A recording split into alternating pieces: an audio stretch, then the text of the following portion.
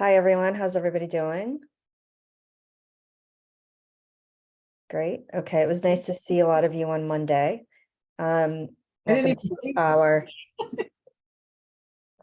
our January meeting of the Human Rights Committee. If we could, first of all, are there any? I did hear from some of you. Does anybody else have any additions or amendments to the minutes from December? Nothing additional? No. Could I please get a motion to approve the minutes? Approve. I motion to approve. Second? Second. Okay, and then remind me to take attendance after this. Thank you. Cynthia, Here. do you approve of the minutes? You sent me the Yes, edit. sorry, I was already on to the next one. Yeah, apparently I also have COVID brain. Jen, Yes. Nate, Yes. Renaz, Yes. Marlene, you were not at last month's meeting. Same. Okay. Finn, I also wasn't at the meeting last month. Carrie, Yes. Bud. Yes. Okay, so minutes from, once the edits are made, the minutes from December 15th, 2022 have been approved. So now I'm going to take attendance. If you are here, please say yes or present so that Nate can record for this month's meeting minutes. Thank you for switching with Lisa, by the way. I know that was a last minute thing. I appreciate it. Okay, Cynthia. Here, present, yes. Jen,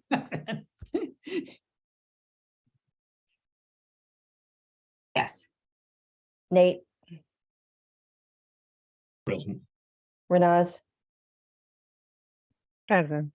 Marlene, Here. Finn, Here. Carrie, Here. Bud, Here. and Emmy will be joining a little bit later. Okay, great. I am also here. Is anybody on for public participation tonight, Katie? No, we have no guests. Okay. Just for future, it's either going to be next month or February or March because the election's in April. I did invite Kathy Dowd, who is running for Matt Borelli's seat, to join us. We just have to figure out the schedule so that we can meet her and get to know her a little bit better before the election happens in April. I don't know if anybody else is running for that seat. If she's running unopposed, does anybody know? I have no idea. Marlene. I don't know, but if other people are running for the seat, we have to invite them as well. It's not right just to invite one person. Okay. I believe it's Jeff Levy. There's some name of a person who's currently on like finance committee.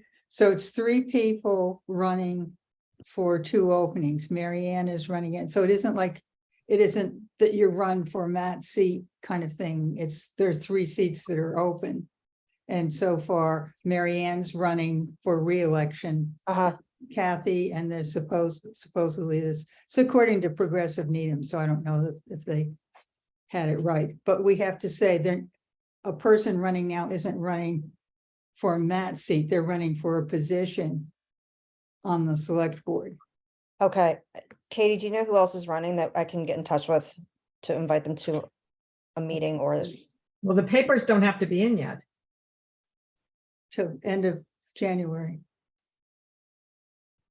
Yeah, I was just looking at the deadline to submit, and I actually think it might be into February, but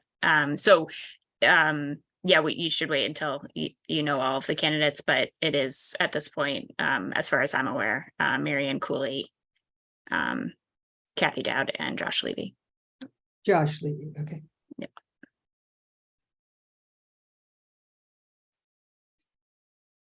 Who is not? Yeah, you want them to come rather than us just listening to them on like the League of Women Voters or you. Well, Kathy asked if she could attend. Oh, okay. I spoke with her Oh. yesterday. She is I don't know if anybody's familiar with her. She teaches at the high school. I don't want to mess, government, I believe. That's Um, different than us inviting. We're not inviting. She's asking to come and Yeah. introduce herself. Isn't it different? But it's still not right to me to not, and if she's coming to give everybody else an opportunity. I mean, they can decline, right? If they Am I can't wrong? make it, or they don't want to make it, or they don't want to, right? It's not, Do you disagree? Tina, is she coming to observe and just see how we operate, or is she coming to speak? that hasn't been decided yet. Okay, She if wants to know she's- more about HRC and what we're doing, so. Okay, if she's coming to speak, then we need to invite everyone else. If she's coming to observe, I don't think we need to invite, because everyone has a right to come and observe, but we don't want it to look like, we're inviting one candidate, not the other. Okay. So I'll touch base with her and see specifically, we just talked for about 5 minutes yesterday. But so if she wants to speak, are you guys okay with inviting everybody? And if they don't want to speak or they are not able to attend before on one of those 2 nights before April, then that's okay. Hmm. Cynthia? I think because they will be appearing in a lot of other formats, for if they were coming here, that we could focus it specifically on questions related to the Human Rights Committee. Because otherwise, if they're going back through their whole thing, which they have a right to do, kind of, but we just wouldn't have time. Well, I did tell her that specifically, there is a section in the goals for the select board that really focus on the work that we're doing. So if that were something, if she That would wanted, be really interesting to hear from all 3 of them. I mean, I also think it's important because we really don't, I only have experience with another committee, which is the Council of Economic Advisors, and up until Mo vacated, he was at every single meeting. So we always had a very steady and secure representation from select board. And we don't have that. And I think that is something that I would like. This person doesn't necessarily have to attend every month, but just have a better idea of what we're doing, especially since so much of our bigger initiatives are tied into select board goals and town government and policies and procedures to begin with. So sometimes I feel like it would be helpful if, the discrimination complaint process, for example, if we had somebody from select board to just sort of lend an ear and give feedback as we're moving along so that things are running a little bit more efficiently. I thought that's what Katie. Yeah, was- but it's also nice to have, I think, the perspective of somebody on the board. Mhm. An elected person. I don't know her at all, and this is the first I'm hearing of it, but I just want to say anyone who's interested in being an elected member of the board who is even showing an inkling of interest in us makes me happy. So I think that's great. Yeah. Yeah. Okay, so let me figure this out a little bit more and I will let you guys know, but if everybody's cool with it, then I'll try to organize once all of the names are submitted. Is that cool? Okay. Renaz, are you ready to talk about what's going on with the multicultural fair? It was nice to see some marketing at the Martin Luther King Day celebration on Monday. So that's nice that the word's getting out. Yes, it is. So it's not fair, it's festival, Multicultural Festival. Okay. So, yeah, and we are now, next week, we're gonna receive the yard signs. We're gonna receive 100 yard signs. So it's gonna hopefully be all over Needham. So people will know more about it. We received NDI, received some donations from the Rotary Club and the Immigration Justice Task Force. And we have now, like, we're kind of all set financially. We have also 20 participating countries so far, and mainly are the minorities in the town. I'm very excited. We have a meeting this coming Monday on the 23rd, and then we have another meeting in February, and that's it. So we're kind of at our last stages. We know we know like few performances that's gonna happen. So we're just now organizing the last touches. What is the deadline for folks to submit interest or if they want to participate or represent their own country? So we're gonna discuss this in our next meeting because we kind of divided our committee into 4 groups, like just to divide the work between marketing, organizing the performances and the groups, people who will be just organizing the day, and what else? Oh my God, it slipped out of my mind because we worked on it so from a long time ago. The deadline, it's gonna be probably like, I think the mid of February, and then that's it. We are only taking up to 24 countries, so we'll have only 4 tables left. But like kind of all the countries that I wanted them to be present, they are. So we're very excited. And do you, logistically, are you just sort of thinking ahead? Do you need help with setup, cleanup, all of that stuff? Yeah, and everybody is welcome to attend our next meeting that we're gonna discuss this. We're already have volunteers to help us for the day. We went to a town hall too, and we kind of laid out the tables. We measured it. Miles helped us. Thank you, Katie also. So we reached out to Needham Channel. They're gonna come and record the event. We got approval for the food. Yeah, it's coming. It's coming together. Great. Does anybody have any questions? You can Okay. ask on Monday. Great. Yeah, Thanks, Renaz. of course. Cynthia, do you want to give us a recap on Monday?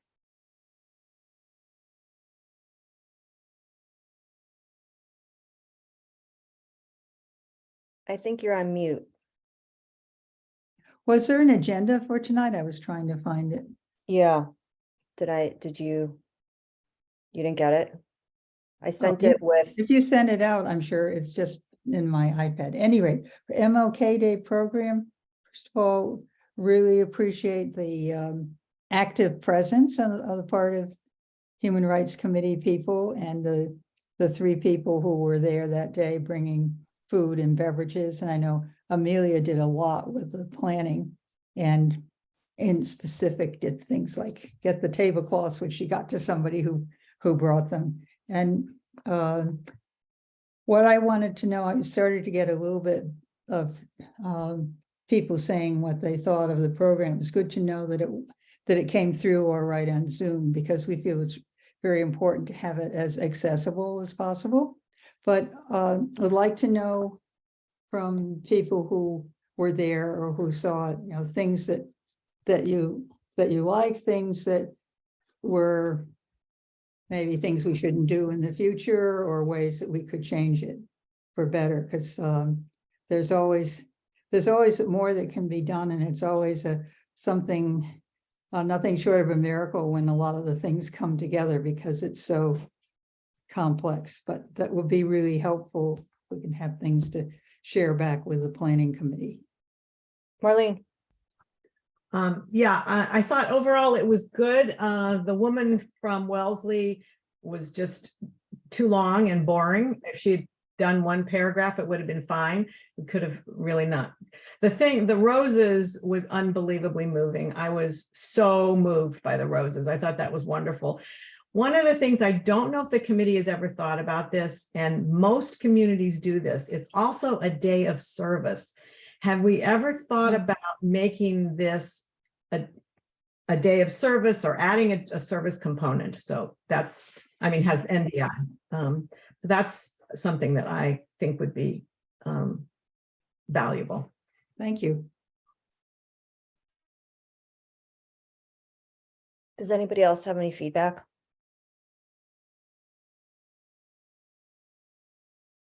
I did think it was great as well. I loved the Elliott School Chorus. Mm. I may have cried a little. And my kids, I think for that age group, some of, as you said, I think Rama, is that her name, from Wellesley? Yes. Was a little too like scholarly for them, and I lost them about a minute in. But I thought it was great. I thought it was nice to see a variety of folks participating in the event. I wondered what people thought about Michael O'Neill's presentation and about what he did with the audience. I've had some feedback of concern. It was a little disjointed.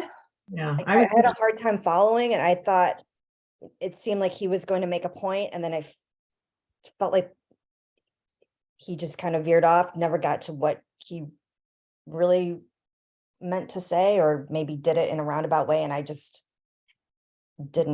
couldn't follow it myself. I was disappointed. I mean, he'd written a speech, and I think probably that's what we should have heard. I did love the way he kept talking to the kids. That to me was really nice, but I totally agree with you, Tina. You know, like I wasn't really sure what point he was making. Yeah, same. I agree. Yeah, I was thinking I just wasn't following because I got like, yeah, I didn't understand really what he was saying, and also the woman from Wellesley. It was too long. Yeah. And the We kids did behind give me her- got so bored, you know? Yeah. We gave her a time limit, and I don't know, because I think she really wanted to give something to the program, and it might not have occurred to her that less would have been better. But that was a last minute kind of thing to have World of Wellesley, but it did reinvigorate our wanting to connect with them around some events, like we used to do Race Amity Day with them. I mean, also maybe just some feedback, like, as you said, Renaz, the kids behind you I lost my kids. So yeah, that's pretty clear. to maybe make it clear to maybe some of the presenters that it's a family event, not that you have to dumb anything down, right? But sort of keeping in mind that your audience is varied in age group. Figuring out a way to stimulate everybody. Who was just miserable. I felt so bad.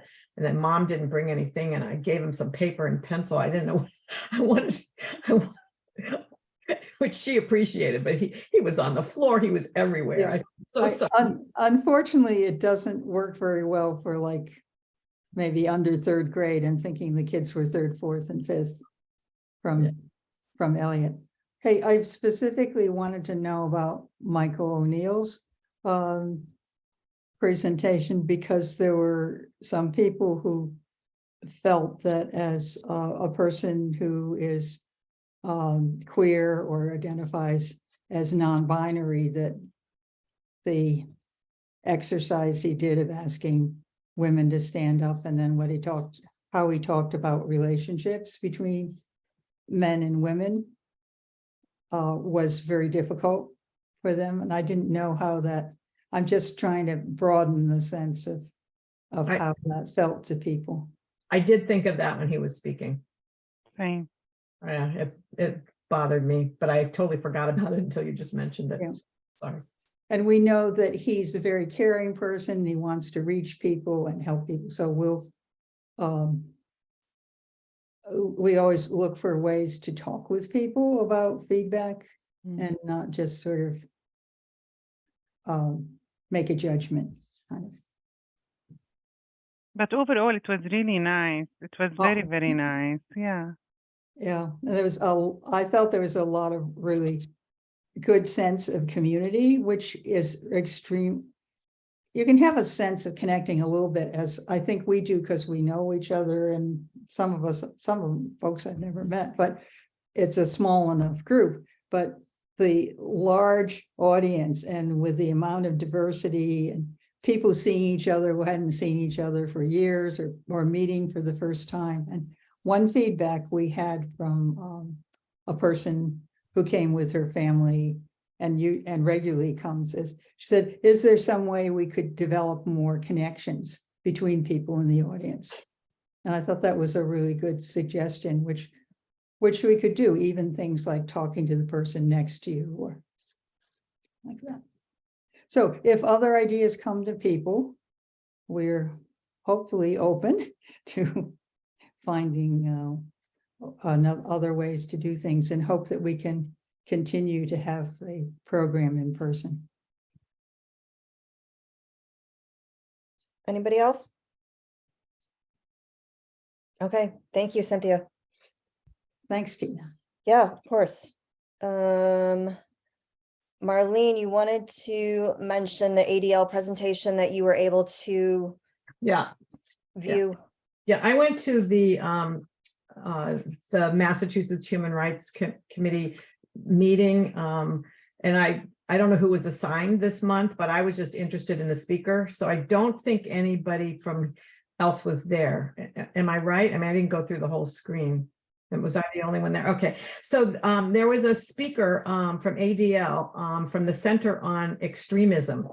And he presented about what's going on in Massachusetts around the three different white supremacist groups that are coming in, that are already here, coming here, and the different things that they are doing. And he actually was in Chicago, but he presented just with Massachusetts statistics, with lots of information about racism, anti-Semitism, that's, you know, up on the upswing. And I thought he was really good. And I feel that one of our goals is to educate ourselves, not just the community. And I was wondering if we wanted to invite him or somebody else from that group to come and present to us, because I found it to be like really interesting. He talked about the Patriot Front, the Nationalist Social Club, the NSC, and then the GDL, and I didn't write down what that one was.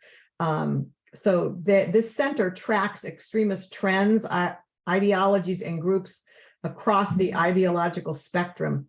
And they have a staff of investigators, analysts, researchers, and technical experts who strategically monitor, expose, and disrupt extremist threats. So I'd be happy if the group is interested, I would be happy to look into getting someone to present to us. I suggested that last meeting, I think, because when I attended their conference, ADL conference in Boston, they also want to come and they want to do some work with us. So I can reach out to them and invite them to come, but you just tell me which meeting, you know, do you want to? I really like us to focus on this, because this was really helpful, the Center on Extremism, not just ADL in general, because they do so many different things. Yeah. And I mean, I could certainly reach out to this guy. His name is Farley. I forget his first name. C. Farley. I took down his email address. So, I mean, I don't know if he would want to come. I mean, he was presenting to the groups across Massachusetts, but I was not at the last meeting, so I didn't hear that, Renaz, sorry. No, it's okay. If you need some moral support, Is he from just CC Chicago? line. Or was he just speaking No, from there? he's in Chicago. He works in Chicago. So he could join us on, you know, on a Zoom meeting and do a presentation. Right, well, yeah, we're on Zoom. So yes, that's what he did. It was a Zoom presentation, and, you know, I think there may be people locally. It doesn't really matter to us because we're on Zoom, so. Yeah, was Nate saying something? I was just saying, Marlene, if you need moral support on the email to Farley, I'd love to help in any way I can. That sounds awesome. So You know it? no, I don't, but seems like an interesting guy. You get to meet him. Yeah, I wonder if we could do this as an educational event program on Zoom. And that, because I know that there are a lot of people in NDI and like Nicole Argo and that work with the Needham Resilience Network, that being aware of extremist groups and how, we know that hate crimes, things are increasing. Instead of just fitting it into one of our meetings, I wonder if we could give it more time and open it up to other people. Great idea. I guess we just have to figure out when we'd want to do it. Yeah. And then we could invite whoever we wanted to it. I was thinking, depending, Tina, on since we already have our Thursdays, kind of scheduled, depending on the agenda. I mean, he was not the whole agenda. I think he presented for almost with questions, might have been an hour, and then they had a half an hour of business. I clicked off after his presentation because it wasn't that I wasn't interested. I just didn't have the time. Well, we could choose one of our Thursdays and dedicate it to this. We can still market and advertise. I mean, there's public participation anyway, right? So we can invite as many people as we want, extend it so that we don't have to figure out a date. We already have a bunch of dates on the calendar. Right. And just transform this into a presentation by Mr. Farley or somebody, a colleague of his, or her.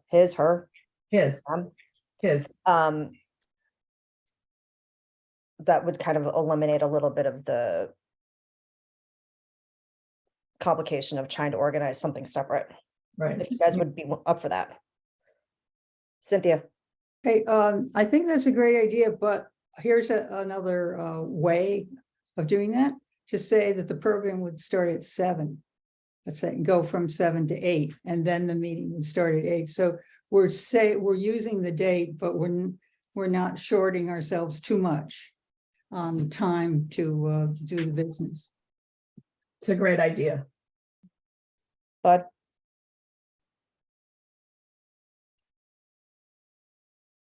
I think he's frozen. Bud, I think he is too. Okay. Okay, so do you want to? So we have March 16th and April 27th. Should I try for one of those? Yeah, let's see what happens. And Renaz, is it okay with you if I go after this guy? Yeah, of course, anything, just he can come, and then I can invite my ADL people for the meeting after. I feel like it's very important to talk, especially in the last 3 weeks.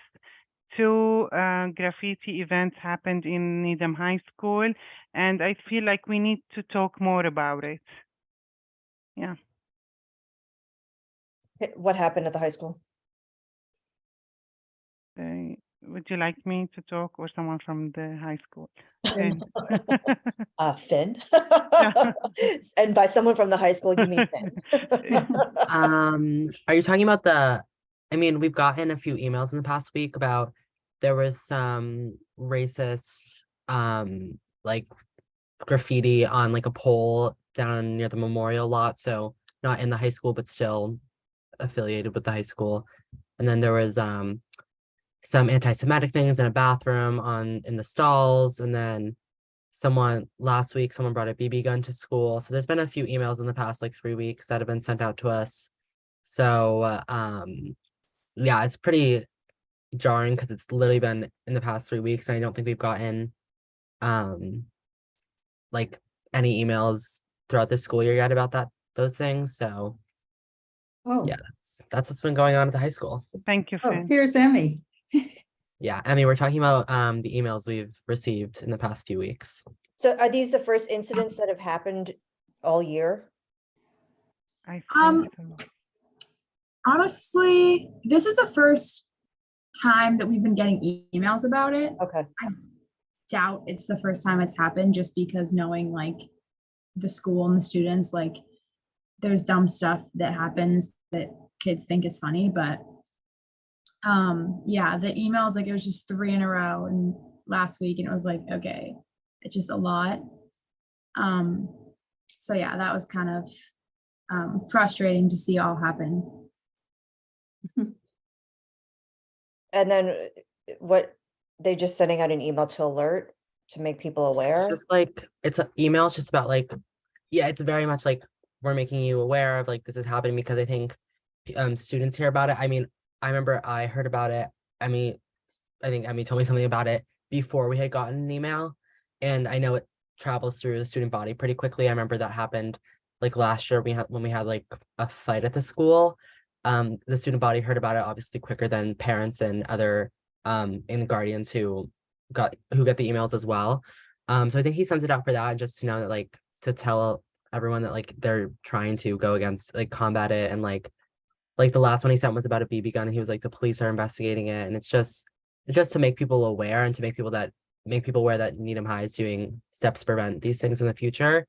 And I mean, at the end of his last one, he was like, I know you've been receiving a lot of emails in the past like 2 weeks from me, and it's disappointing to see, but we're trying to create a safe, accepting environment. So that's what these emails are for, but I don't know how much that actually holds up as the effect.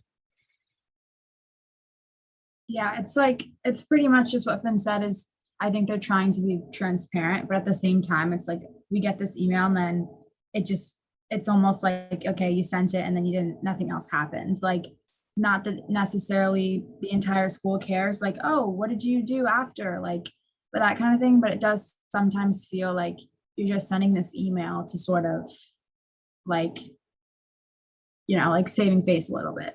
Yeah, I don't think we've ever gotten a follow-up from them about like any incident that we've had, and like that gets to the point of like sending an email out like this. So I don't really understand the actual long-term point of it. Would you ask about it? Would you go to someone and ask for, a follow? I'm not really sure what like that would entail, because I don't know how much they can like obviously share with us past just that like it did happen. I mean, we definitely can go and ask, because it is interesting how, now that I think about it, we had a lot more of these emails last year, like that spanned over a period of time, and I haven't really thought to like ask about like what ended up happening, but I think it obviously would be beneficial, because we literally get one email about the fact that it happened and that's it. Yeah, and I think a lot of times like the school will send that out and they forget that, like, they'll be like, oh, we're investigating this, like we're going to find out like this student, and it's like, okay, the principal and the vice principal know the student, but what about all the other students who are sitting in this class? And it could be someone right next to me who went and put some like racial slur up or put some like swastika up, and it's like, you should be a little bit more I don't even know the word. Like, I feel like sometimes just like they're just saying things, like sending things out, but not actually doing anything. Cynthia, you had your hand up. Yeah, and I guess this is partly to Emmy and Finn, and also relating to something that was said last month about how we used to have sometimes Superintendent Dan Gudikants would come to a meeting. I wonder if this would be something we could put on our agenda for next month and specifically invite him or others that he felt were appropriate to come from the school system, not just to address this incident, but what is the school doing? How can we as a Human Rights Committee support them? Or somehow this looks like it might be a specific area where we could work to have them more involved with us. But I first wanted to see what Finn and Emmy thought about that, because to ask them to go is a little perhaps awkward to go on their own. Well, I think it's always beneficial to be able to talk to know at least that like administration is willing to have conversations with students. I think Needham Public Schools is like very good about that in the past. That they're willing to like listen, and they want to like modernize and change for their students. But at the same time, like I could see myself going to like have a conversation with the superintendent. I don't really know like any solution. Like, I think a lot of students, it's just a certain like maturity level that they don't have. And it's, you know, like there's only so much you can say, like, don't do this. And then they're going to be like, oh, haha, like, and go and hang out with all their friends. And it's like the kind of thing where I just don't have the solution necessarily, but I think it's still good to have a conversation. Jen? As you guys are talking, it's making me think if we're gonna think about opening up, having somebody from the ADL come to a broader program, that maybe this would be a really concrete thing to bring to the district, to the school district, to say, why don't we co-sponsor this and have, I'm guessing that the person from ADL would be able to draw the connection between, you know, racist, anti-Semitic graffiti and the hate crimes that he's talking about, to like have the audience kind of make the connection as to why it's important to understand these things on a continuum like that. And that might be, I mean, I am guessing, I'm sure that the reason that Mr. Seacott is sending out these emails is to make sure that the community is aware that they're not just brushing it, you know, under the rug. Because I think that, you know, 4 or 5 years ago, that was kind of the allegations that were being made against the school district in terms of them not necessarily being upfront with things that were happening. And I can appreciate both like the frustration with what happens next. We never know what happens. Do they ever catch anybody? And my guess is that a lot of that has to come down to they probably haven't been able to catch anybody, and or if they did, it's protected by all kinds of privacy laws that prevent them from saying, hey, we found out that Finn McEwen was doing all this stuff, or, you know, and bringing them down. So, you know, I think that there's lots of reasons why they can't reveal some of the things that happen. And in terms of going to them saying, you know, what are you going to do? This is maybe something very tangible to kind of build some bridges. And also, I think it talks very directly to what's going on over at the high school. You know, I mean, I think that part of what I got from his messages was that they're not even really sure if it was a student or a member of the school community. And in a way, that's kind of beside the point, because it happened and people are impacted by what happened, whether they find whoever did it or not. And so that maybe this helps to raise, you know, I mean, you're right. There's lots of dopey high schoolers who are maybe not ready to make the connections, but there's probably lots of them who can and want to learn about that kind of stuff. Marlene? I just wanted to say, to me, it's not who did it, but it's an opportunity to educate the school community. And that's what I was hoping that the school's response might be. They might do something. And I know it happens every year, but you still have to educate people over and over and over again. Because, you know, not everybody gets it. Not everybody hears it the first time. And as Emmy was saying, maybe they're not mature enough. But so last year they weren't, but maybe next year they will be. So, I mean, that's what I would hope, is that there would be some education for the school community around this. I mean, it's fine to you know, think about inviting people to this program, but it's the kids and the parents, I think, that need to be educated. There's a principal coffee tonight. I'm wondering, actually, I'll be interested to hear if it was mentioned at all. Katie? I just wanted to add that I know that the school district does have I don't know if it's a policy or a protocol, but something documented about the steps they will take if an incident happens, and it's a public document. So to all the points that were already raised, I think it would be a great thing to have the superintendent or whoever, if there's somebody alternatively that he can send to maybe talk through that document. And I think it is written down to try to articulate the balance between, you know, privacy obligations and transparency and all that. So it might be a useful thing for the group discussion. Where could we find a copy of that? I can drum it up. I'll email it around. It was a number of years ago that they came up with it. And I remember they have meetings with the Clergy Association every so often, and they had just come up with it and wanted to share it because they felt that, many of the houses of worship were concerned about these things, or in some cases were impacted directly. So I think it would be great if somebody from the school committee came to one of our meetings and talked us through it. or this the school administration thing, because that's the meeting we went to was their leadership group that happens. I don't know whether it's once a month, but it was all the principals and directors of different curriculums and all, and it had just been created, and he was kind of going through it with them. But I think that's a different kind of thing, what we need to do with the school administration.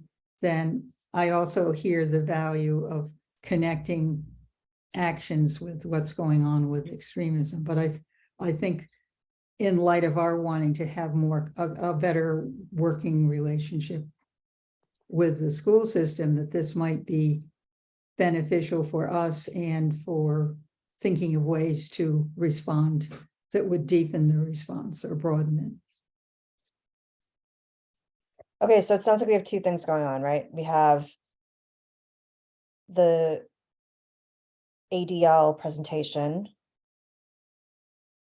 and then some sort of conversation with somebody from the school to talk about this document and how these types of incidents are handled, including potentially educating the community. So I was thinking of inviting the people from ADL to tell us if they do workshops in school or what, because they told me that they work with schools. What do they really do? I don't know details. That's why I was thinking maybe we can invite them and maybe we can plan something in Needham High School, and it can be a yearly thing, so we can, the more we talk about it and how it affects people, the better it is. So yeah, that's the whole point of bringing someone, not to educate us. We're not going to go draw graffitis, so I just want to use their expertise in dealing with schools and stuff so we can implement the same thing here to educate the kids, to prevent further such unfortunate events from happening. But ADL and Facing History both do educational programs for schools.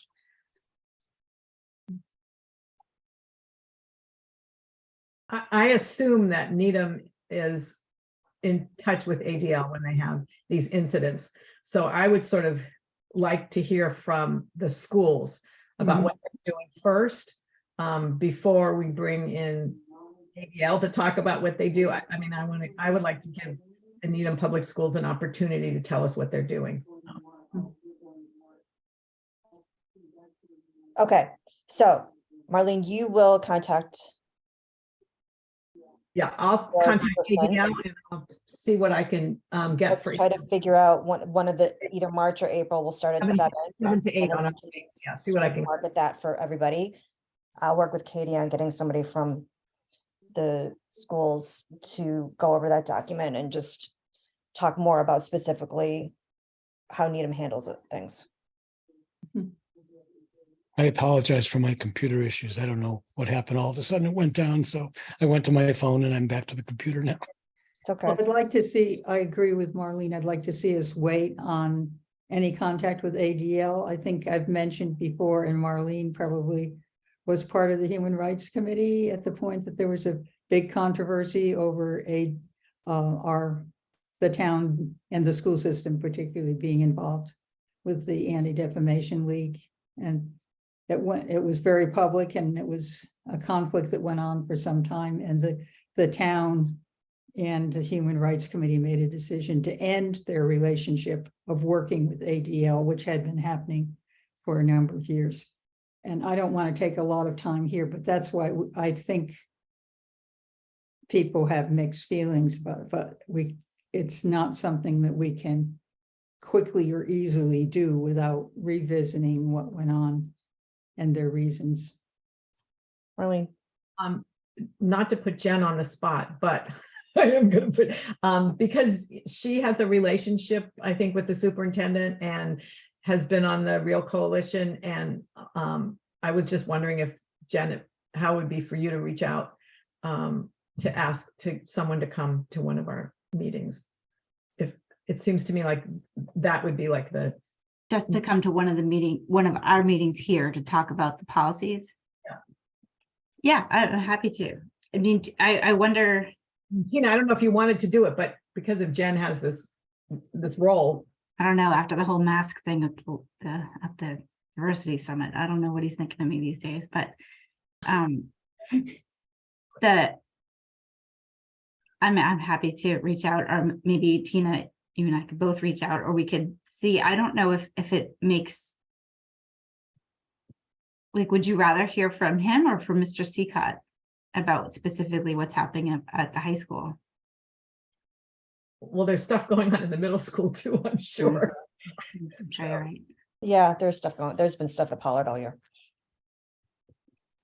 Maybe ask him who he thinks, whether he would like to do it or who he thinks would be good to do it. And I hope we put aside the mask thing. I mean, He would be happy to do it, as long as the last time I talked to him, he would be happy to attend a meeting, just as long as there's some sort of specific Mhm.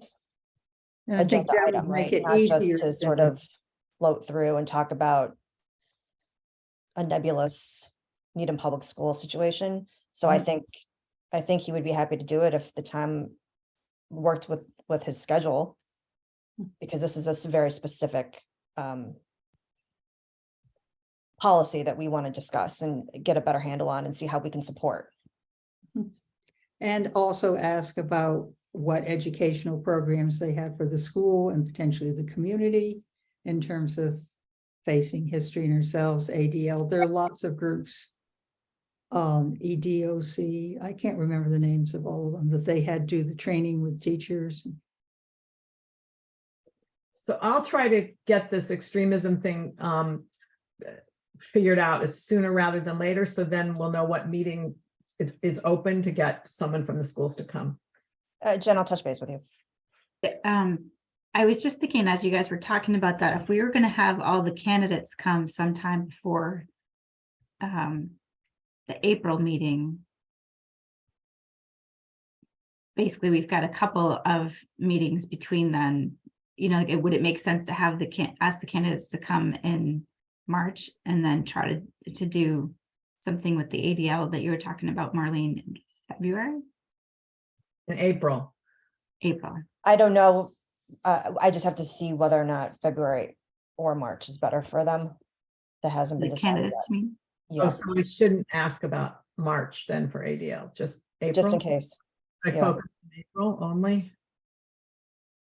That's I mean, that's a little bit limiting, but I can do that. Tell them this is one date that we want them to come. Yeah. I mean, there's only the other thing is that the policies and the protocols for the school district are up on the district website. If you go on to their equity page, you can find the plan. But I'd like to know about implementation, not just the policy. Mhm.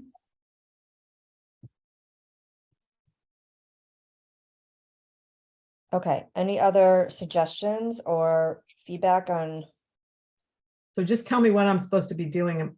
Am I looking for March and April or just April for this extremism? Let's throw out March and April and let's just see, because I don't know what's going to happen with the candidates. Maybe nobody can attend or wants to attend. So then we have all of those months open, right? So then we can just try to piece it all together. Right. You might as well ask for February too. Well, February is not good for me. Okay.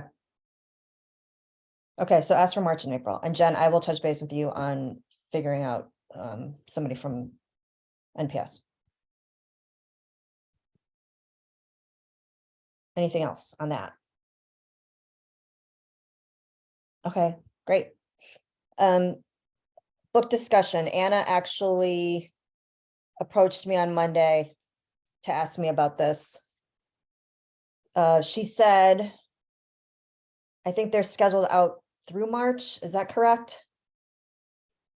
I think that the next one is in March. That's the only one that I could see, at least on the calendar. Okay, so then that's what she was meaning, after March, but also before school gets out. So maybe May, Yeah, that's what I was thinking too. Makes sense. because she thought much past June, there would be very little to no participation.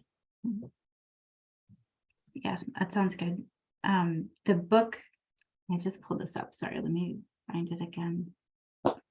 The book that I think that's going to be happening or discussed in March is called Under the Skin, The Hidden Toll of Racism on American Lives and on the Health of Our Nation by somebody named Linda Villarosa. And so I guess it sounds like that Anna is looking for us to pick something for May. And I believe that the instructions that she had given me a while ago was that they need like a good 3-month lead time to make sure that the library can get the books and make the flyers and get the word out to everybody. Okay, So what's that? May. 5 months. So yes, we need to. 5 is greater than 3, so we're good. That is good. I had a moment of panic the other day, and that's why when I saw it already scheduled for March, I'm like, oh, perfect, like we're good. Yeah. Do you or does anybody have any suggestions for titles? I know that Marlene had suggested a book last time, Horse, I think it was called. Yeah, of course. Did you look it up? I did, and I've got it on my Kindle. I just haven't read it yet. Oh. I haven't had a chance to read it yet. Is there any other books anybody wants to consider?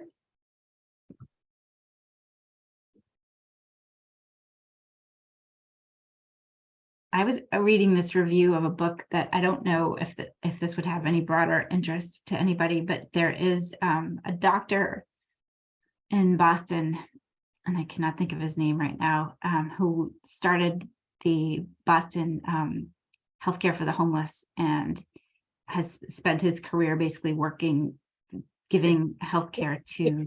Tracy Kidder's new book. Yes, yes. Sleepers, I think. Dr. What's that? I think it's Dr. Collins, is that right? He was Could just be. on I was thinking, NPR, yeah. Yes, yes. That's what got me down a rabbit hole last night reading about the book. And I don't know how, if he's somebody, he's local, but I don't know if he's somebody like would come out and speak. But as I was down the rabbit hole last night reading about the book, I was thinking, well, wouldn't it be cool to have him come and Very cool. and talk about his experiences. That's very cool.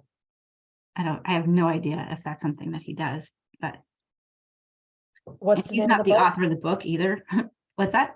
What is the name of the book? I think it's called Rough Sleepers. Yeah. Which is the term they use to describe, I think it was like an English term that was used to describe people that slept outside, essentially. He's been doing this for 30 years. Yeah, it's an incredible story. An incredible person. But I don't know. Does anybody else have any other books that they want to consider?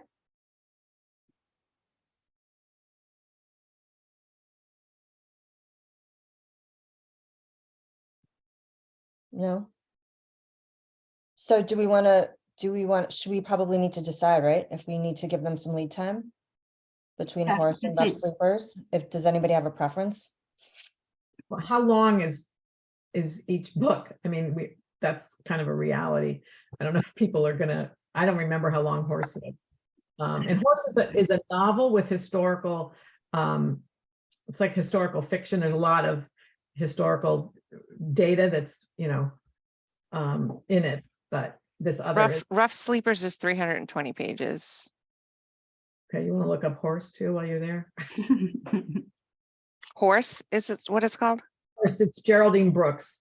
It's about how slaves were used to work in the horse racing trade in Kentucky. And then it also has a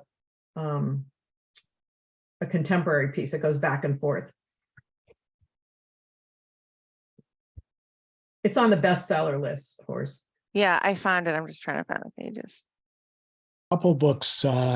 One is, and this wouldn't be for for May, but I'm thinking of next fall or next winter. Joseph Rosenblum, who worked for Frontline and the Globe and Boston Magazine, wrote a book, Redemption, on the last few hours of Martin Luther King's life. And he spoke we had a Zoom meeting with the Temple last Monday, and he did a great presentation. That, as well as another book about cotton and the economy in the South. So those are things we should think about for the end of this year, beginning of next year, but not for something in the next couple months. Horse is 416. I think we'd be better off with the other book probably, except it's really hot. It's really been in the press. I mean, both of them are, but I don't know if we would be able to get, if we would want the doctor or Tracy Kidder or both. I'm sure that Tracy Kidder charges a lot of money. I I'm would. guessing that too. He's just done amazing work. Of course, it says I'm sure they both are ebooks. I'm looking that Rough Sleeper says, Tracy Kidder is such marvelous reading though. Yeah. How many pages long isn't, that's part of it, but if Right. it's something that's very Geraldine involved. Brooks. I mean, if you've read anything else by Geraldine Brooks, she just pulls you right in. Yeah. So Jen, do you want us to decide or do you want to decide? I would prefer it if the committee would decide. I'd be even more excited if somebody said that they wanted to work on this with me, because I'm sure that people are really sick of watching me lead a book discussion on the NHRC for like 10 years now. So anybody.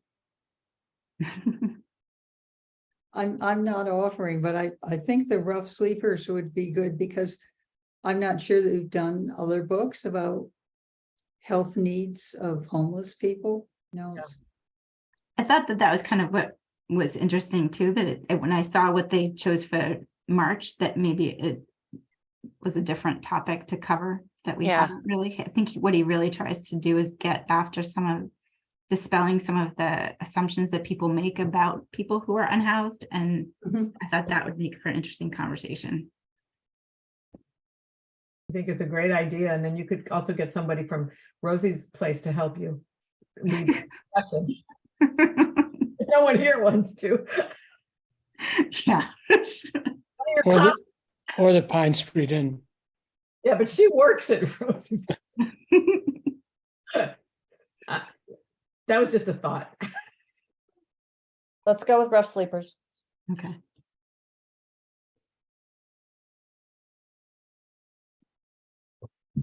Tina, did Anna mention does the library need to approve the book? I feel like She did not mention any of the logistical bits of it. Do you want me to touch base with her? No, it's okay. I can email her.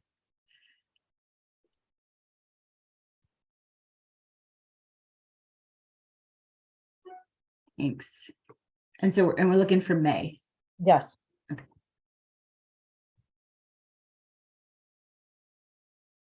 Thank you.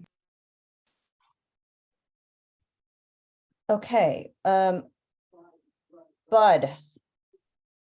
why don't you tell us about what's going on with the Greater Boston Interfaith Organization and their affordable housing initiative, please? Well, I am one of the liaisons from our temple to GBIO, and they decided this year to have a multi-pronged, comprehensive statewide housing justice campaign to include public housing, affordable rental and home ownership, and housing access. And they define housing justice as the ability for all people to have a safe, sanitary, and decent place to live in a community, with attention to improving housing access and quality for groups that have been unfairly denied it, and supporting housing and models that will help to close the racial and class disparities. So basically, I just really want to, let our group know this is in process.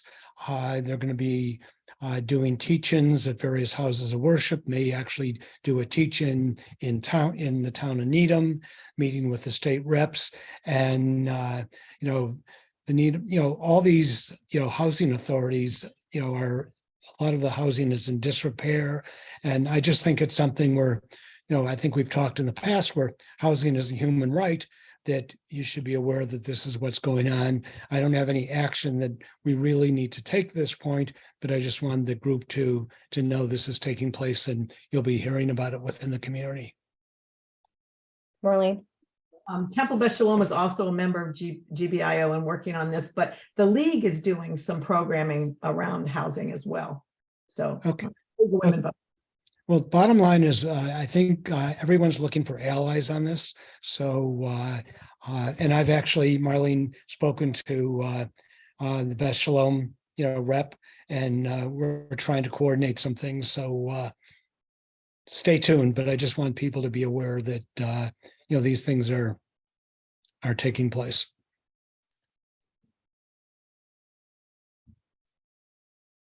Does anybody have any follow-up questions for Bud? Yeah, if they have a teach-in here, definitely let us know. If either you or Marlene hear of anything, or anybody else hears of anything, it would be something that we should be involved with. Okay. Cynthia wanted to go over the 2023 select board goals. Did you guys get that doc?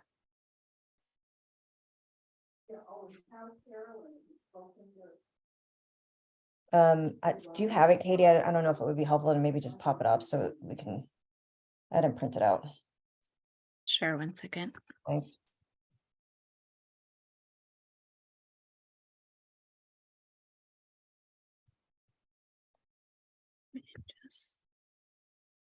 Amelia did send me, let me just pull it up really quickly. She did send me, sorry, let me find it.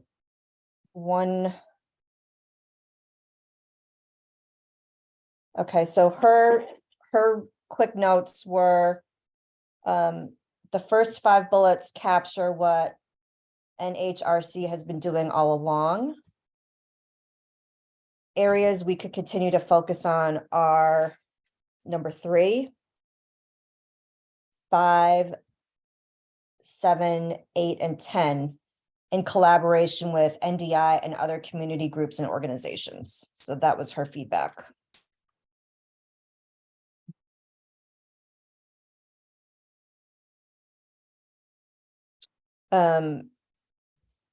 Cynthia, did you have anything specific that you wanted to address? Hey, the first thing I guess I wanted to ask Katie is if we have questions about some of these, whether we could approach an individual select board member, or what would be, I know we could bring things up here in general, but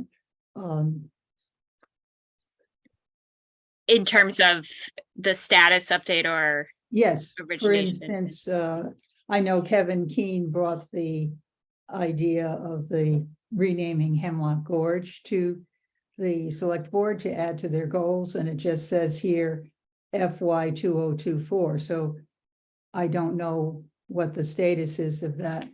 And Yep. I guess I can just ask Kevin and he would be Yep. able to tell us for the memorial committee, because the memorial committee has discussed it and has some ideas.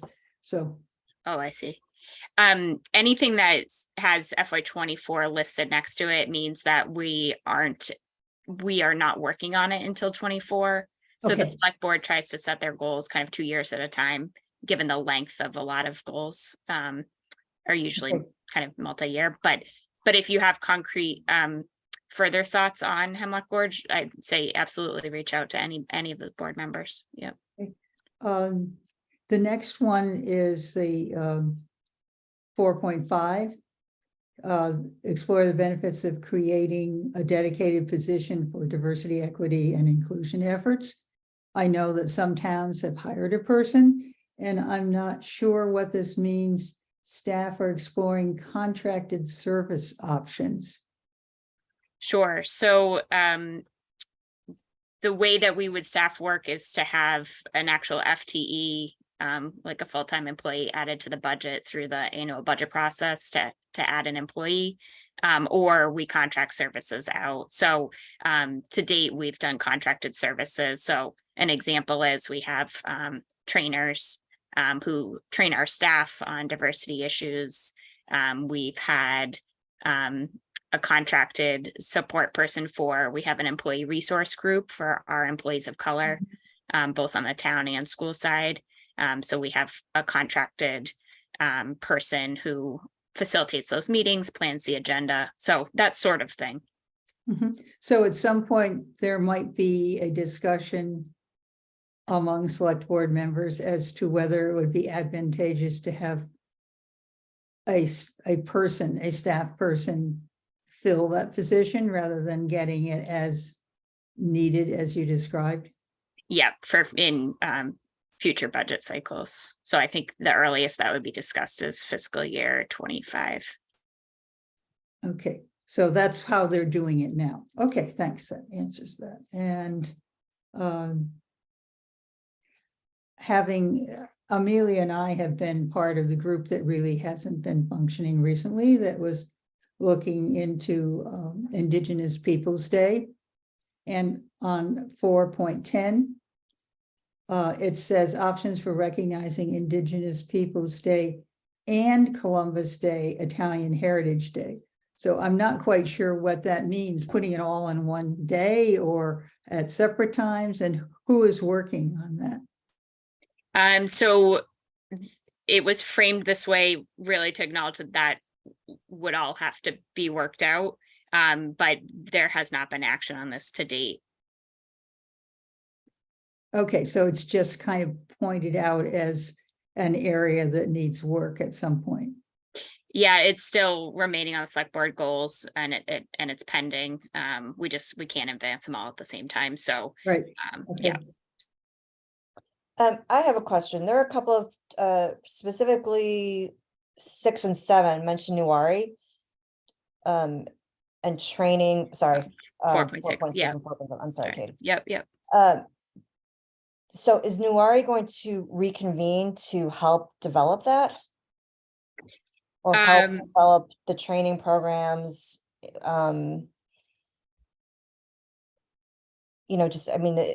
These are very specific Nuwari, it specifically mentions Nuwari goals and the vision statement. So I would assume that people from Nuwari would be involved with the development and implementation of both of those points. So both of those goals were recommendations in Nuwari's report to the select board and to town meeting of what action they wanted the select board to take. So The select board adopted them as their goals at the recommendation of Nuwari. The last Nuwari meeting, which I'm completely losing track of time, but it was in 2022. I think the agreement was that Nuwari would largely not continue as a kind of regular committee, but would be convened, maybe once or twice a year to do a check-in kind of on where we're at on some of the recommendations. So I don't envision that group necessarily doing the legwork for those goals. I think the recommendation was for the town to take that work and kind of check back in with Nuwari kind of on our progress along the way. That being said, if anybody, Nuwari or otherwise, has thoughts on any of these, where that feedback's always welcome. Yeah, so then my follow-up question is, who is actually going to do it? Most of these goals, I'm just eyeballing them. The point people on most are Kate or myself. Okay. But this is a 9-page document, so I'm just speaking to those handful of DEI goals at this point. Our HR director is running point on a lot of the staff related DEI work. Okay. So it To build off of what Tina is saying, Katie, do you think, is there a role for HRC to play, particularly in those considering that NHRC kind of is the institutional body that deals with these issues, that New RA was kind of specially formed to address at that moment in time. In terms of HRC taking one of these goals, like 4.8 really is. Right, so You all are right, we're doing specifically that needing goal. 4.8, but like, so with, what were we just looking at? 4.6 as well as 4.7, like maybe some members of NHRC could be part of the focus groups or helping to convene the focus groups, or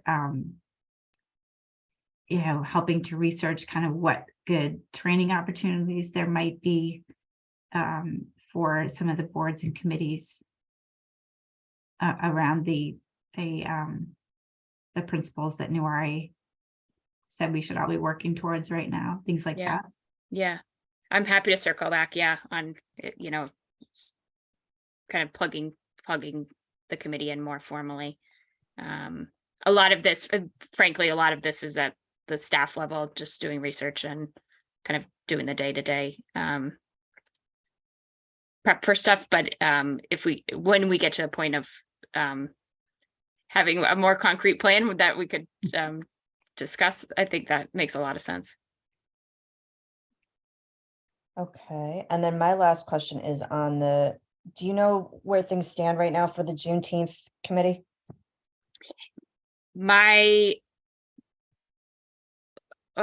Yes, Marcus gave an update at this last select board meeting that he is interviewing candidates. They constituted a planning group for that, and they had gotten applications. So I think they're working through those applications to formalize the committee. Okay. Yeah. Bud. Just for everyone's information, I looked up on the Needham Library site. There are 259 holds on the Rough Sleepers book at the moment. Mm-hmm. A lot of NPR listeners in Needham.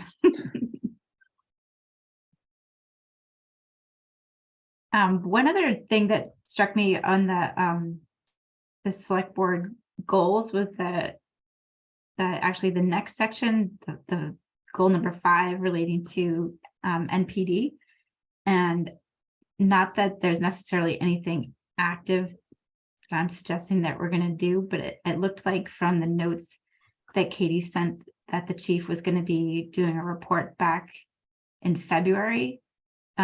Specifically, it looks like on the recommendations that kind of came out of 2020.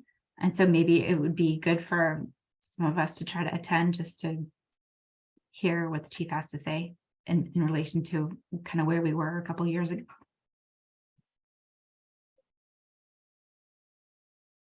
Yeah, I think that's a good idea. Has that date been set? Do you know, Katie?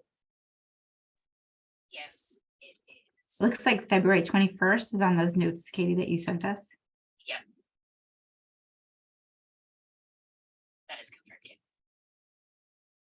And are those meetings hybrid? They are, yeah. That's what I thought.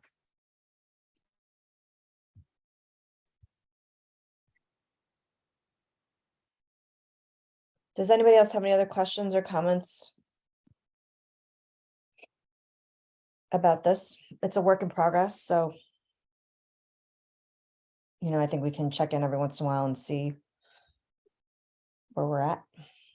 Can we say a big appreciation to Katie and Kate and the select board for embracing these things, which are at the heart of what the Human Rights Committee is concerned about in our town.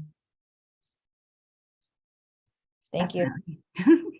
We appreciate your to-do list, Katie. Has got to be more pages than the last book that we were talking about that we decided was too long to read for the book club. I was literally just saying to Jen how lucky we are to have you, and we really do appreciate you, Katie. You are awesome. It's like you guys knew I needed to hear this week. I appreciate that. But I Truly. would just say, those goals get revisited every 6 months. So I would imagine heading into the fiscal year starts in July, and the select board will revisit them again, and there'll be a new member. So we're trying to really prompt the other town boards and committees when those windows open to say, what do you want the select board to really give some thought to add to their goals? Because it really does drive our work throughout the year. So there are so many HRC related goals on that list. And I think that is speaks volumes to the work the group's done and the relationship with the board. So.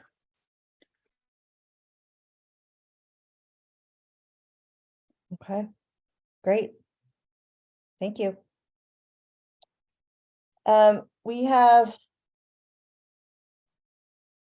12 minutes. So we're not going to have time to go through all of this, but so the reason why I put this on the agenda, and I probably should have, we need to work through this, is because Marlene and I are meeting next Tuesday with the select board to give our initial overview of this process, with the assumption that, we may have to make some minor tweaks, but we're moving forward. So that is why I want to continue to keep pushing. We have a lot of details that we need to work out. There's a lot of operational stuff that we need to work out. Thus, I sent you guys the intake form and want us to start thinking about the process timeline, because those are two things that were discussed. Marlene, you were not in last month's meeting, but when I brought up sort of where you and I are at with this process, those were two areas of discussion that I just didn't have answers for, because we haven't really flushed any of that stuff out thoroughly. So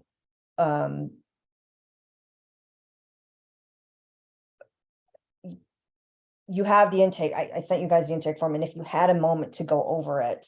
Okay, Amelia did have two things. She said, with regards to, Katie, do you mind pulling that up again for me? The intake form that I sent out, the draft. So her two comments on the form were, there's an area where we're taught you sort of choose a category of. Okay, do you mind just scrolling down, please? Here we go. In what area do you believe your rights were violated? Check all that apply. So her comment was, where would the following categories be addressed? Medical, for example, Beth Israel or other medical settings. That was one. Real estate practice or housing, and I think housing is listed there. And then the third one is police.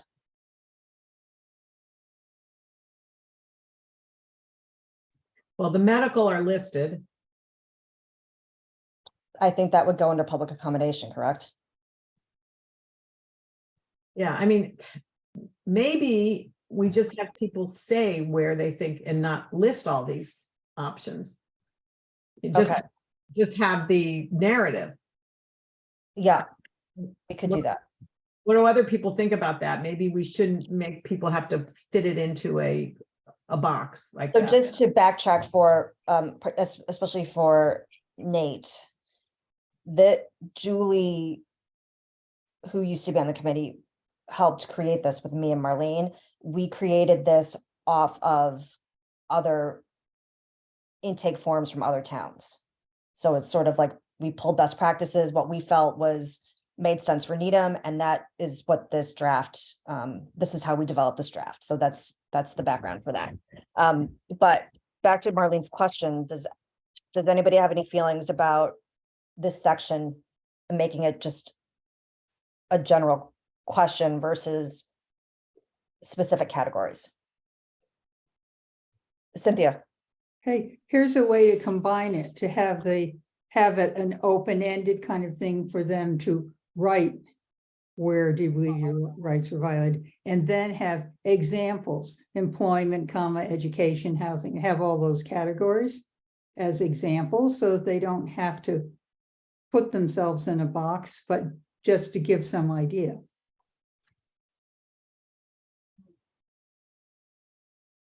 How do people feel about that? I think that's a good idea. Okay, so make it a question, for example, employment, education, housing, and then people can.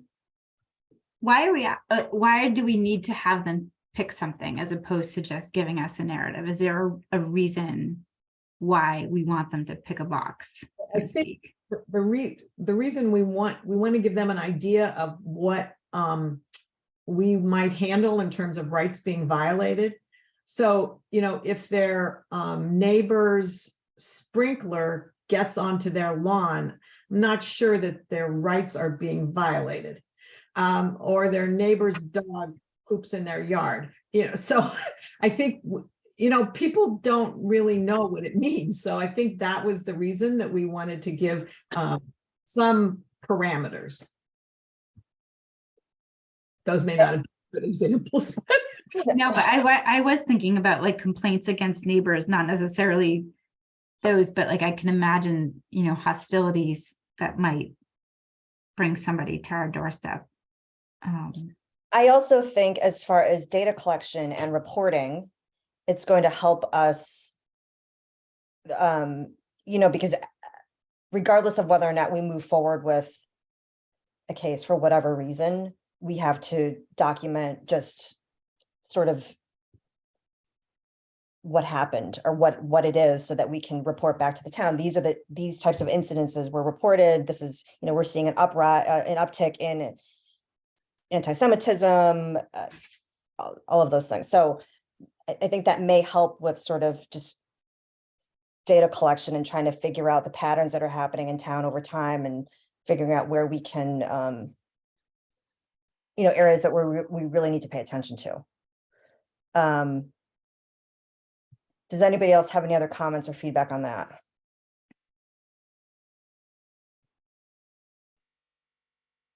Okay, so we'll adjust that. One thing that came up, I had a quick meeting with Nicole and Beth from the Resilience Network. They just wanted to touch base to see where we were and to figure out how NRN could support at this point. One of their points of not contention, but they don't like the term discrimination complaint process. Never liked it. Because it doesn't. It's what it is. Because I think that they're feeling like it's more of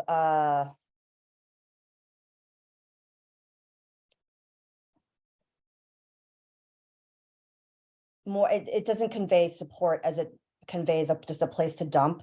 And I think they're afraid that it's going to, as you were saying, attract people who just want to complain about things that have nothing to do with the work that we do.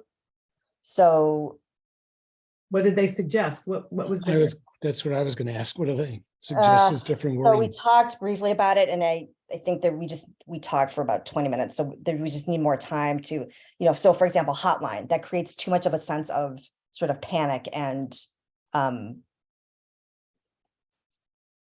almost like danger.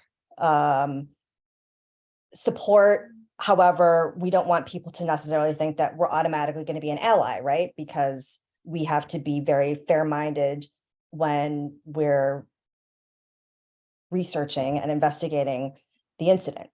Just because you come to us doesn't mean we're not taking sides, right? So I think they felt like support may indicate we're automatically going to take a side. I don't have any answers, and I think this is it's a discussion that requires a lot more time to delve into, but I think something that came up last week. Every other human rights group in the state has a discrimination complaint process. So that's the language that someone feels that their rights have been violated and they want to make a complaint. To I don't think it should be sugar coated. I totally agree with Marlene. And I think that that's an easy presentation to produce, that is what all the other towns are also calling it, and it's working. I don't know. That's what MCAD calls it. I mean, I agree with Carrie. Carrie, you're right on. I mean, it's like a no-brainer. That's what the other towns are doing, and we should be doing the same thing. I think it's the way to start, because we're carving out so much that's new, to start with something that is at least a name that's been used. And I wonder how much they understand of the process, that we are not committed to, as you say, taking sides. We're not committed to necessarily resolving things in a way that people perhaps will want to have them resolved. So you only had a short discussion, and it may be that their sense of what the process is, and we've been through a lot on that, may not be where we are allowed to be at this point.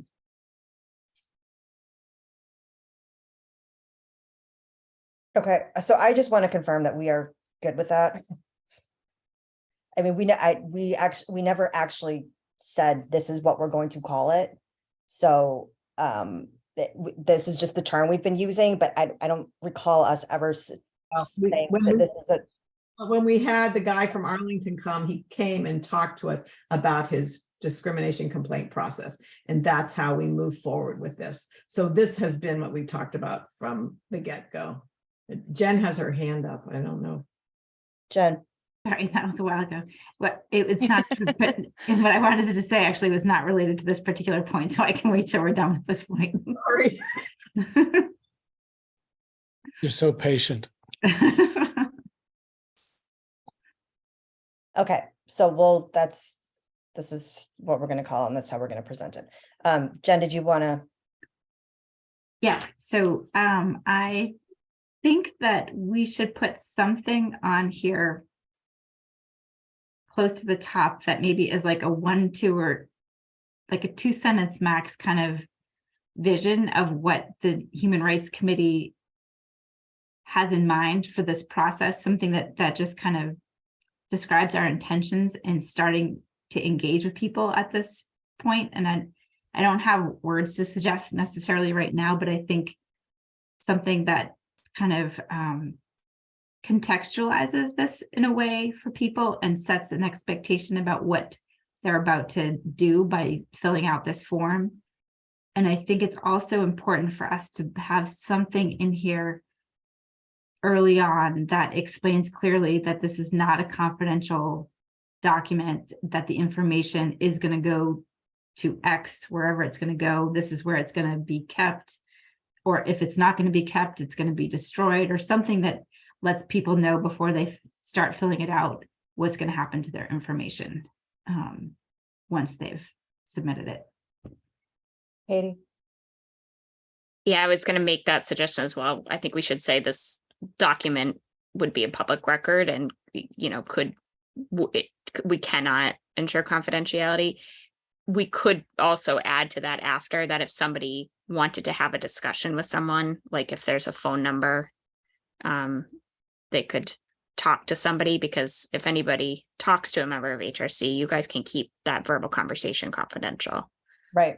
So maybe we just direct people to that number. And when we say keep it confidential, we're keeping the complaint. The complaint is public, but we're not revealing their name, correct? Or is their name also public information? Ah, good point. Yeah. If they fill out that form, it is. If somebody fills out a form, that form in and of itself is a public record. So if anyone were to ask us for it, we would have to turn it over. So anything written is a matter of public record. But a verbal conversation between people, there's nothing to record. There's nothing. Right. Right. So if somebody wants to just have that initial conversation, be a phone call to get a better understanding of the process before they put pen to paper. That's excellent. Yeah. I think everybody's going to want to do that. Right. We discussed I this. mean, I would. I think we Yeah. discussed this at the last meeting or the meeting before, that, this was something people could do, so it wouldn't be public record until they actually filled out the form.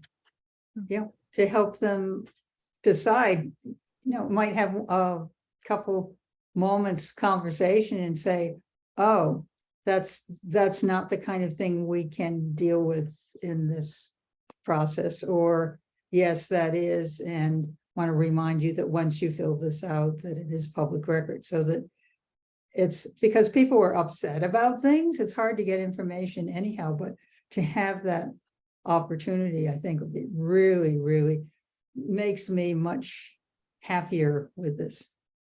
So, Places, they do the phone intake, they do and they fill out the form with the information over the phone.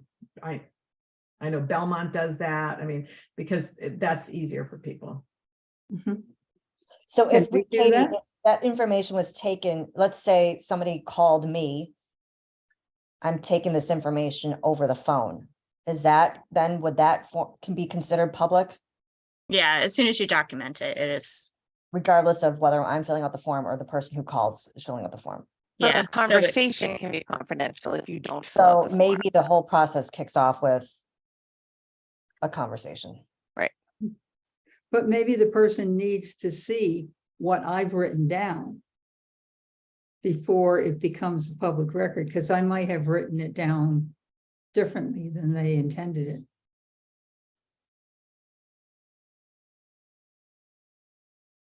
Do they need to sign the form that, I mean, if someone's doing filing a complaint, unfortunately I missed the training, but wouldn't they be signing the form that this is a complaint that they're making, or this is There something is a they're place asking? at the bottom of the form to sign it. I don't know. I don't remember what the, Can't remember if we said it was optional. I think Let's see what it says.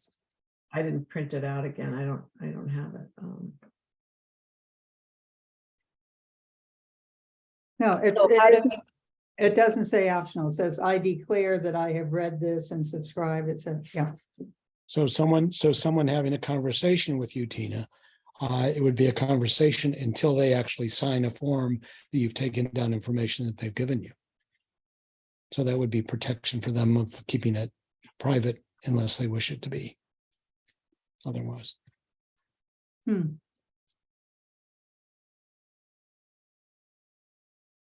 so how do we feel about that? Then that's where we're setting the expectations. We're setting, we're being very upfront about the confidentiality. It's a conversation.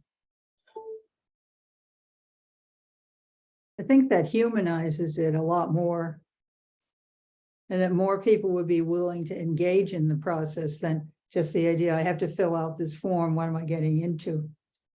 But think about the people who come for public participation and present a complaint. So that's public. And we've had a number of people over the years do that. So they would come and present. I don't know if they would fill out the form first. We haven't thought about that. Right. Or they come and present and then we say, fill out the form. I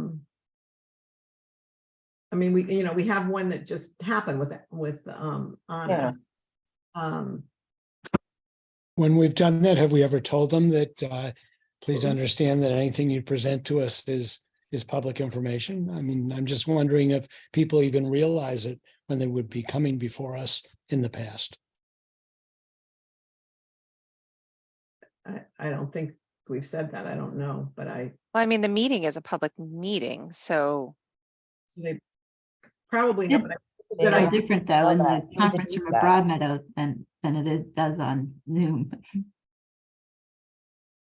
yeah, but it's still a public meeting when they come. But I think it's something that needs to be reiterated when usually people would contact the chair and say that they want to come to the meeting, and the chair should say, This is public record. I just want you to be clear, this is a public meeting. I just want you to know that.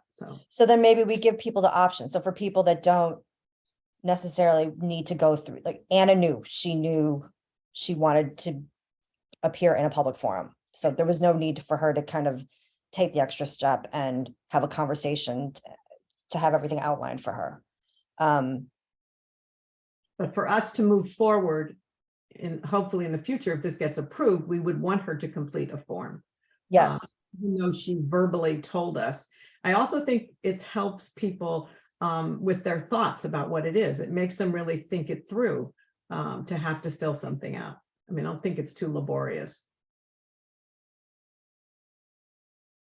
so then the option is if somebody contacts us, if you want, you know, we can have an initial phone conversation to talk about the process. And that way we can keep things confidential. If you want this, if you're comfortable moving forward with this in a public setting, here's the intake form, and then we go from there. Right, like maybe that top line, as Jen suggested, should say, if you want to discuss the process, you know, just let us know your phone number and somebody will contact you. If you're interested in filling out the form, it is public record and could just continue below, something along those lines. Okay, Marlene, are you, About the process, it's not just the form. People are going to get something about the process. We're going to have a brochure about it that explains it. A brochure or an online document. yeah. But just so that people understand the confidentiality piece and how to maintain confidentiality if they don't want this to be public. We can also just make it a Google form that they fill out online. Not goes to- everybody has access to computers or is comfortable filling. No, things no, no, out. but those that do would have that option. And It's a there Google can be both, is what I'm saying. The Google form can also be on official, you know, town of Needham letterhead, but it goes to the NHRC Google address. You know, it's still a matter of, I'm just saying, like, giving people an easy access to it is all I'm suggesting. If a Google Doc be tampered with. No, like a form you fill out. I mean, especially in COVID, they exploded because that's how everybody was filling out everything. It's the same way of gathering information. Somebody else can't tamper with it. They fill out the form and then it goes to the NHRC Google address. Different than a Google Doc, because in a Google It Doc, can't It's be different than a edited. Google Doc. Yeah, Okay, it can't be edited. And a Google Doc you could also protect, but this is not what I'm talking about. okay, I didn't think you could protect Google Yeah. Doc. Yep, you can share it with somebody and make them only a viewer and they can't edit it. Okay, so I'll add that to the top of the, Marlene, I'll work on that. But are you in agreement with that, adding something to the top that sort of outlines? I think we should work on it before we go. Yes, Um, but do you agree with that or no? Not the which thing? Which we Putting talking, something at the top of the form that's sort of what Carrie and Jen had suggested, and Katie, you know, this is not going to, this form, once submitted, is public record. yes, yeah, I think that's fine, good. Okay. People We're over, so I'm gonna let everybody go. We are make meeting. the phone call, the option to make the phone call is gonna Yeah. be, yeah. So we Okay. all agree with that and we trust you two to work it out. It doesn't have to come back to us. Okay. We're meeting on Tuesday, right, Katie? Yes, the meeting starts at 6. The agenda will go out tomorrow, so I can give you the specific time that you'll be on the agenda. Okay, and is that, is there a hybrid is that in person only? No, it's hybrid. So in person is select board chambers, and then the Zoom link will go up with the posting tomorrow. Okay, I can so- circulate that to the whole group if folks want to join. We decided to come in person, so. Yeah. Okay, we will obviously continue this, but we'll let you know what happens after Tuesday. But those are very good suggestions, and we have a lot. You guys have the document, so if it's like you've got nothing going on, and you're like, oh my God, I really want to dig down deep into this intake form, I'm gonna have at it. Email me with suggestions, and that would be awesome. Okay. Okay, Come to the meeting and support us and support this process, we would welcome your participation. Are you going in person? Yes, we Yeah. are. Okay, because do if my we're best there to in the be there. webinar, nobody knows you're there, so we're not really giving any support. We get to Well, see. we it. could put, no, if You can the come and webinar, does the name come up or not? No, No, because I was to say we could put it and, Needham Human Rights, but we can't do that on the webinar. I'm inviting. I'll try to be there, Marlene. I can certainly, the person operating the Zoom, I know all of your names. So if I see you, I can have them pull you over into the formal meeting for that part of the agenda. Yeah. Yes. okay, great. Thank you guys for running over a little bit. Can I have a motion to adjourn? Second.